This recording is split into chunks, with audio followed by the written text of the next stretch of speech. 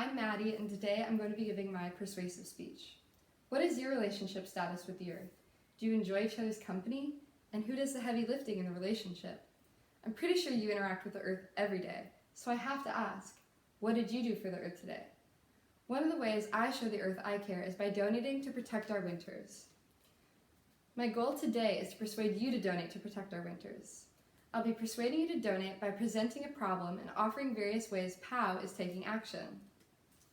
First, I'll introduce you to a horrible truth about the acquisition of energy. Next, I'll convince you that there's a solution to these problems.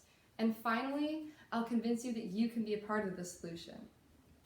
At times, it can be difficult to see the silver linings associated with the global impacts of the COVID-19 virus. However, it's quite clear to see the positive impacts that have come hand in hand with slowed human processes and less emissions overall. This time, however inconvenient to you, is the break the planet needed so desperately. Throughout time, as humans have worked endlessly to improve, the Earth has suffered. An important aspect to this improvement has been the reaping of energy. I like a quote from Robert Rothstein and Daniel Perlmutter in their 2011 book, The Challenge of Climate Change, Which Way Now? They say if we wish to limit the threats to our environment, whether local smog or planet-wide global changes, we must face in the end the wide-ranging issues on how we use energy. One of the ways we have learned to possess energy and exploit natural resources is by the extraction of crude oil. Crude oil is a naturally occurring unrefined petroleum product that is made up of organic materials and hydrocarbon deposits. Fossil fuels are a non-renewable resource and take millions of years to form and are being depleted much faster than viable oil reserves are generated. Oil has played an important role in the industrialization of the globe. However, it has done so at a great cost. The Arctic National Wildlife Refuge was a protected area in Alaska consisting of over 30,000 square miles of undisturbed land. The reason I say was is due to the fact that ANWR was recently made available to drilling after 40 years of controversy. As an Alaskan myself, the opening of ANWR shows a great amount of disrespect for native lands. Oil extraction methods disrupt the harmony of nature by tearing down land to build infrastructure and roads, resulting in the displacement of wildlife. Alex Hardy, in his 2013 article called Taking Stock of Oil Drilling's Wildlife Impact, Center for Biological Diversity versus Salazar states, the MMPA prohibits the taking of marine mammals. A take is broadly defined to include harassment, including any act of torment or annoyance that has the potential to injure or disturb a marine mammal or marine mammal stock in the wild by disrupting behavioral patterns. The MMPA does allow several exceptions to the prohibition on takes, including takes for scientific research, commercial fishing, and oil exploration.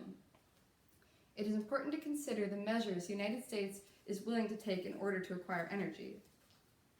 I have just introduced you to an extremely important environmental impact caused by the quest for energy. Next, I'll introduce you to a solution. Jeremy Jones founded Protect Our Winters in 2007, a nonprofit focused on legislation regarding climate change. According to their strategic plan located on their website, Protect Our Winters, or POW, has a mission to turn passionate outdoor people into effective climate activists. The group is working towards their goals by using methods of education, civic engagement, advocacy and organizing, lobbying, and campaigns. I was inspired to speak about energy and fossil fuel consumption because each of POW's current policy agendas are related to energy, with agendas regarding carbon pricing, transitions to renewable energy, and the protection of public lands from fossil fuel extraction. According to Kenneth DeFeas in his 2009 book, Hubbert's Peak, The Impending World Oil Shortage, New Edition, there are plenty of energy sources other than fossil fuels. Running out of energy in the long run is not the problem. The bind comes during the next 10 years, getting over our dependence on crude oil. Each of POW's agendas help to resolve the issues that revolve around our dependence on crude oil. If you're still thinking, why POW, consider what Sheila Marikar in her 2018 article called Meltdown writes about Jones. She says, Jones pointed out that legislation allowing drilling in the Arctic was recently approved by Congress, but passed in the Senate by only 3 votes. He said, if we can bring one new vote, that's a major, major deal.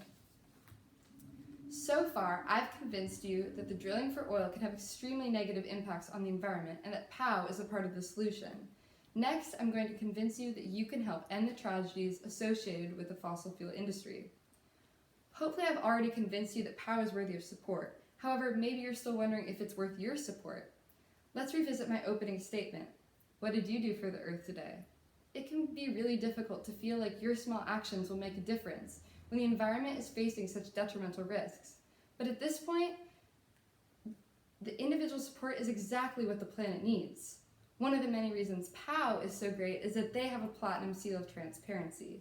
This seal is the highest level of recognition a nonprofit can receive for sharing their progress and results. This means that you can trust your donation to POW will go towards exactly what they say it will. Donations to POW go towards operations like housekeeping, have a space to collaborate and fundraising, to build partnerships and host fundraising events. Donations also go towards programs to get the word out, broadening the network of community members, and sending athletes to share impacts of climate change with representatives. Maybe you're still unsure that your donation to POW will make a difference. However, according to the financial page on the Protect Our Winters website, 43% of revenue comes from individual donations. That's a pretty impressive amount coming from the pockets of people just like you, and donations as low as $1 could be a part of that percentage. Today, I attempted to persuade you to donate to Protect Our Winters, a nonprofit organization fighting for the planet. I began by bringing your attention to a horrible truth about the extraction of oil, followed by a solution to some of these issues regarding the search for energy, ending on a convincing argument about the importance of your dollar. I'm urging you to donate because Protect Our Winters has allied with people who are educated about major environmental issues and has cultivated a team of people who know how to begin to solve these problems. Individuals who feel too far from the problem can still play a major role in the solution. And finally, the planet needs each one of us to act if we want it to survive. Wow, doesn't it feel amazing to know you are a part of the solution? I know for a fact it feels even better to spread the word. Thank you for doing your part and donating to Protect Our Winters.